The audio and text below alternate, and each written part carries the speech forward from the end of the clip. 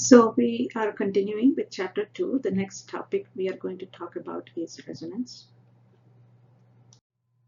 Line bond structures are generally the most efficient and preferred way to draw the structure of an organic compound. Nevertheless, bond line structures suffer from one major defect. Specifically, a pair of bonding electron is always represented as a line that is drawn between two atoms. This way. Here it implies that the bonding electrons are confined to a region of space directly between the two atoms. So in some cases, this assertion is acceptable, like in this structure that I drew here. Okay. However, in other examples, like for example, here I have a structure with a double bond and a positive charge, which is actually called as an allylic carbocation.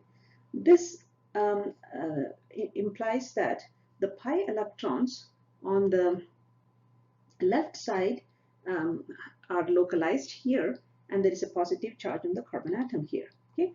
However, this is not the entire picture, and this drawing is actually inadequate. So if you take a closer look at the hybridization states, if you recall from chapter 1, these two carbon atoms are sp2 hybridized, and even this carbon atom here, the third one, is also sp2 hybridized. So we have p orbitals on all the three carbon atoms. So here we have pi electrons on the p orbitals, and this one is actually empty.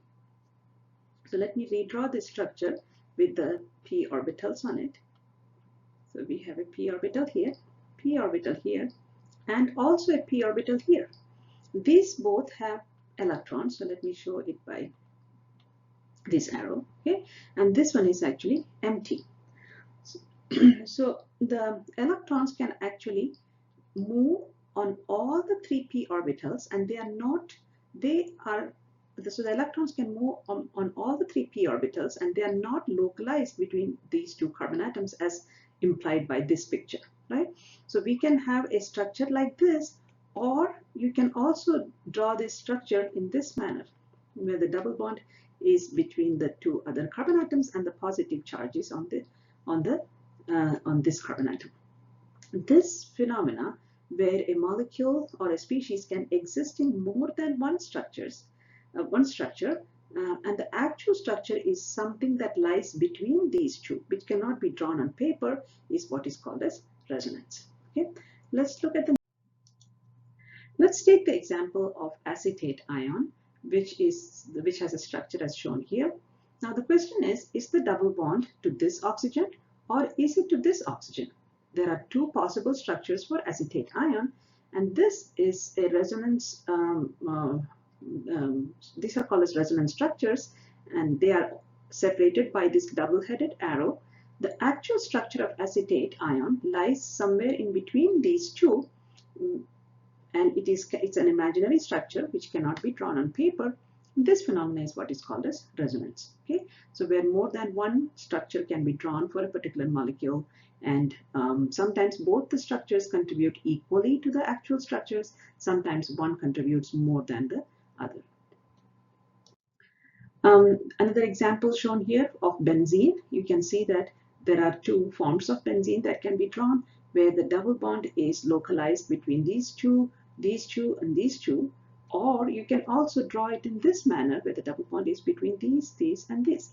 So in other words, it means that the pi electrons here again, they are not localized between any two carbon atoms. They are allowed to run around or spread on all the p orbitals on the carbon atoms, and that causes the stabilization of this benzene molecule. So resonance is a phenomenon which actually brings about stabilization of the molecule. So it's a advantage for the molecule to have resonance structures, because it lowers the energy of the actual resonance hybrid molecule. Now there are some rules for resonance. First of all, the individual resonance forms are imaginary. Okay, they are not real. Only electrons move, not atoms. So when you're drawing resonance structures, make sure that you do not move the atoms. Only lone pair of electrons or pi electrons move. Okay? then resonance form differ only in the placement of their pi or non-bonding electrons. Okay, so you cannot move any atoms, they differ only in the placement of their pi or non-bonding electrons. Also, it's very important that you maintain the octet rule wherever it applies, especially for the second row elements. You have to make sure that they maintain the octet. And also, the resonance hybrid is more stable than any individual resonance form. So if there are more, 2 or 3 forms of resonance that are available, then the hybrid is actually more stable than any of those forms which have been drawn. Okay. This slide shows the use of curved arrows which are necessary to draw resonance structures. So every curved arrow will have a tail and a head. Curved arrows are used for drawing resonance structures, as well as they show the movement of the electrons. Okay, so the tail where the electrons are coming from, and the head shows the where the electrons are going to. Okay, so this is the tail. It shows that the electrons are coming from here, and the head shows where the electrons are going to. Here again, the tail, these are the electrons here, and the head tells us where the electrons would be going to. So when you can complete this structure, it will result in this form or this representation, where the double bond is now between these 2 carbon atoms, and the pi electrons which form this double bond, they are now situated on the oxygen atom here. If you continue to do that, you can do one more resonance structure where you move these electrons here, and then you move the electrons here, and then you move these electrons here, and you can get the third resonance structure for this ion that's shown on this slide here. So there are mainly 3 ways by which you can move the electrons. One is, just like we saw, lone pair to a bond. So if you have a lone pair, you can move it to a bond. But then again, make sure that you break this one, otherwise the octet rule is violated. Another way by which you can move the electrons is bond to a lone pair. So from a bond to a lone pair. So this is an example where you are moving it from a bond to a lone pair. Okay, and then finally the third one is a pi bond to pi bond. So you can move from a pi bond to and form another pi bond. That's another example of which we can form the resonance structures. Sometimes when there are multiple resonance structures that are possible, all the resonance structures may not be contributing equally to the resonance hybrid. So what will decide which resonance contributors are more important and which are less? So keep in mind 2 rules. First of all, actually there are 3 rules. First of all, that the resonance structures are generally decreased by formal charges. So that means if you have structures which do not have charges, then they are the ones that will contribute the maximum. If at all you have a charge, then the negative charge should reside on a more electronegative atom. And also, incomplete octets decrease stability. Okay? So we can look at this in this example here. We have a molecule acetone. Okay? It tells us that if you react it with a base, then you get an ion, acetate ion, or the acetone anion. And this actually has 2 resonance forms. One where, so you remove this hydrogen atom, as a result of which you have a pair of electrons on this carbon atom. Okay, so the hydrogen is gone, but this bond which was formed with the hydrogen, that stays back in the form of 2 electrons. Now these electrons can be moved here and simultaneously break this, so you can get a negatively charged oxygen atom and a double bond here. Okay, so you have 2 resonance structures that are possible for this acetone ion. Now which one would be a major contributor? Remember the rule that the negative charge should reside on the more electronegative atom. So this structure is the major contributor, and this one would be the minor contributor. Now in case of acetate ion, you can try drawing another structure in this way, but that violates the octet rule, right? If you try to put these electrons over here without breaking this pi bond, then you actually end up with 1, 2, 3, 4, 5, 6, 7, 8, 9, 10 electrons on this carbon atom, which is not a valid resonance form. Okay, so you cannot draw structures like this, but for this case, this is the 2 resonance structures that are possible. Another example of 2,4-pentane dione, I think we looked at it in the previous slide before, but again, just to recall how to draw this, you can move the pair of electrons here and the electrons here, as a result of which you get these three resonance structures. Now, there is a question here just to see how your understanding is regarding the resonance structures. Draw all the resonance contributors for the ion NCO-. Then you have to calculate the formal charge on each atom in the ion and then label the major and the minor contributors. Okay, so you can take a few minutes to draw this just and see if you can answer this, and then check your answer on the next slide here. So these are the three forms which I can draw, the three correct Lewis structures, so we can call them as resonance structures. Okay, so I can go ahead and draw this double-headed arrow which shows the different resonance structures. Okay. All right, so we have three structures here which all follow the octet rule, so that's not a problem. But then again, you have to figure out which one would be a major contributor and which one will be a minor contributor. I have already calculated the formal charges on these. Go back to the previous video if you forgot how to draw how to calculate the formal charges. So using that video, you can figure out how to calculate the formal charges on these atoms. Okay, so I have written down the formal charges. Now we can easily pick out which one would be a major contributor and which one would be the minor contributor. So here we will see that there is one structure where one of the atoms has a -2 charge, carbon has 0, and oxygen has +1. This would definitely not be a major contributor, because remember the rule that if the charges are close to 0, that would be the most stable structure, right? So here the charge is pretty high, -2, so we do not think this would be a major contributor. How about this one? Now here we have nitrogen as -1, carbon as 0, and oxygen also as 0. This looks like an okay structure, but then when you compare it to the next one, where nitrogen is 0, carbon is 0, and oxygen is -1, you would rather pick this one as the major contributor, because oxygen is the more electronegative element, and that atom is carrying the negative charge, rather than in this structure where nitrogen is carrying the negative charge, which is the less electronegative than oxygen. Okay, so we have the best Lewis structure is the one with the fewest charges. So you eliminate this one, right? So this one is out of question.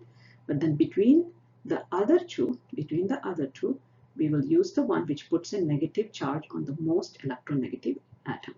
So this one, we will pick the third one as our correct structure, or the most highest contributor. Okay,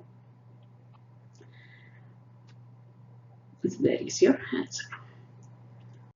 Now, another question which you should be able to answer is, if the arrows are shown, will you be able to draw the resulting structure? So here it's showing a compound where an arrow is shown from a pair of electrons to the bond here, and then simultaneously you have to break this. Okay, so remember that you cannot leave one arrow and not draw the other, because that would then violate the octet rule, right? So you have to show this arrow and this arrow.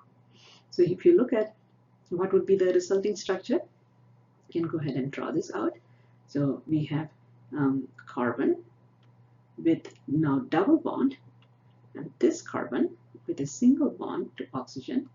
Hydrogen remains intact. This hydrogen and this hydrogen remains intact. So this new bond that is created with this one, and then pair of electrons go to oxygen. So we already had a pair here, so we will get the third pair here. But then make sure that you do not forget the charge. So here the carbon atom was carrying the negative charge. Here now the carbon has all the 4 bonds fulfilled, so it does not need any charge, nor does this carbon need a charge. But remember that here the oxygen atom is now single bonded. This will have a formal charge of -1. So that is something you have to keep in mind, that if you start a structure with a negative charge, your final structure should also have a negative charge. Okay, if you start with a neutral compound, then your final compound should also be neutral in nature. Okay, so these are important things when you talk about resonance. So here we go. Okay, this is the answer. Here we have a few more examples which will help you to draw resonance structures, and the arrows are already shown, so it becomes a little bit easy for you to draw. Just follow the arrows and draw the resulting structures. So here the first structure has 2 arrows and the other 2 structures have 1 arrow each. Okay? So you can go ahead and draw it and then check your answers. I'm going to draw it here, the answers. So we will have a structure here with a double bond to oxygen and a pair of electrons on the carbon atom here. Okay? That gives a negative charge to the carbon atom. So this is the carbon atom that will get the negative charge. The next one is where the double bond is moving to the 2 other carbon atoms and the positive charge is on this carbon atom. And the final one is where you have a double bond here and then the oxygen gets a positive charge. Okay. Let's try the next one of if no arrows are given, okay, and you're asked to draw the resonance structures. So for example, I have a structure here, this one, and the question is draw resonance structures, at least one. Okay. So can you try drawing this for this one?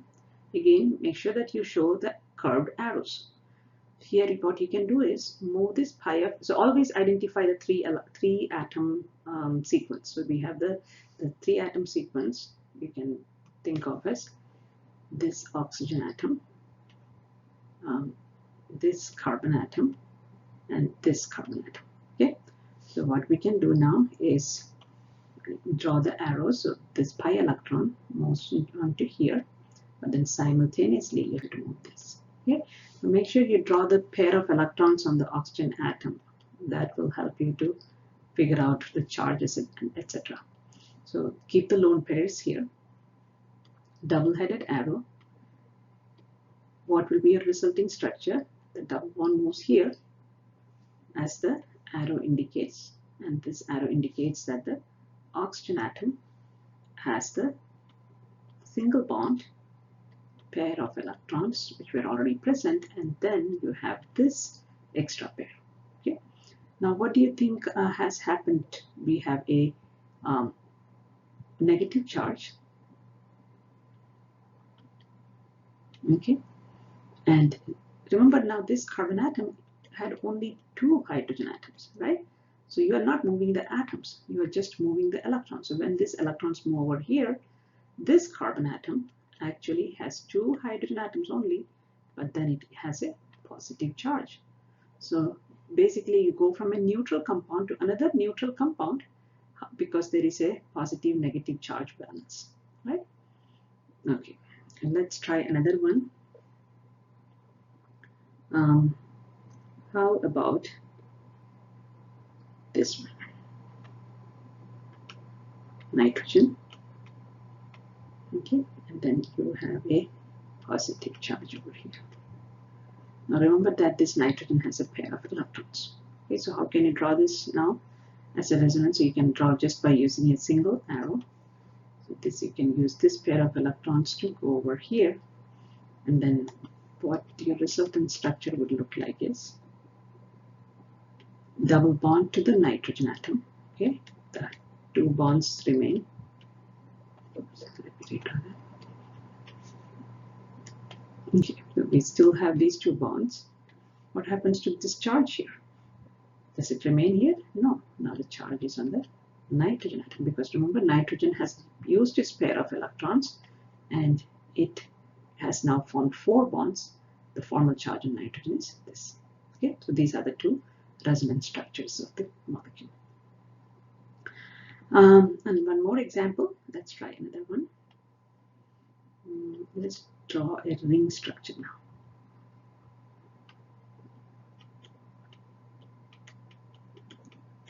This is such a structure where I have a few pi bonds and then also a pair of electrons. So think of the different resonance structures I can draw for this species. First of all, use the arrows. The pair of electrons from here can go over here, okay? But simultaneously, now remember that you cannot break the octet rule, right? So you have to simultaneously break this one and put the pair of electrons here, okay? And you can do that, or you can also